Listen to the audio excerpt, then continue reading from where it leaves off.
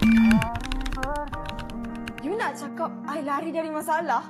Siapa yang busy? Siapa yang tak ada masa? Siapa ignore siapa? Salahkah aku?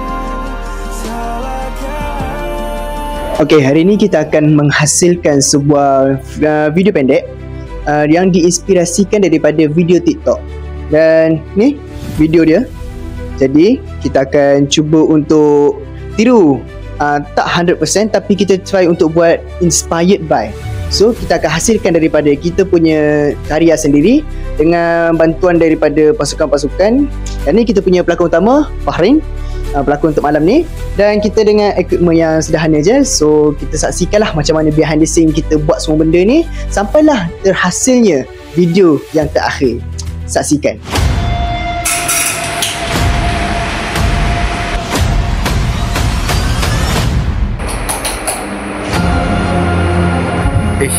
Ada main mana pula ni?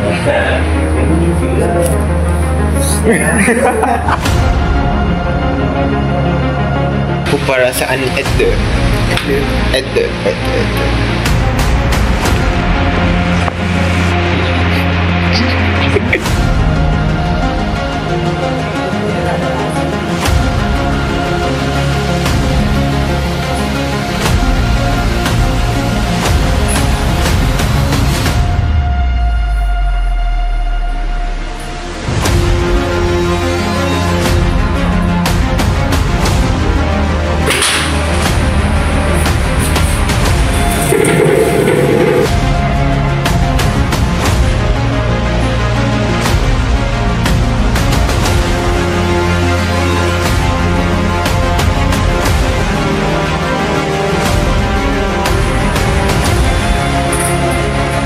Azmi. Mula macam tu.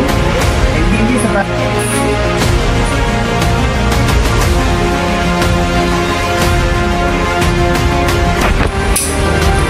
di posisi yang sama je.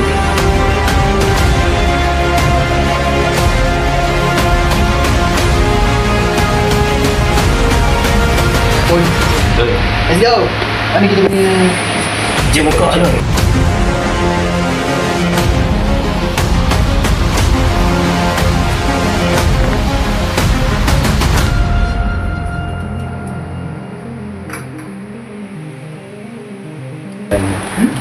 Jalan. Jangan main lipas.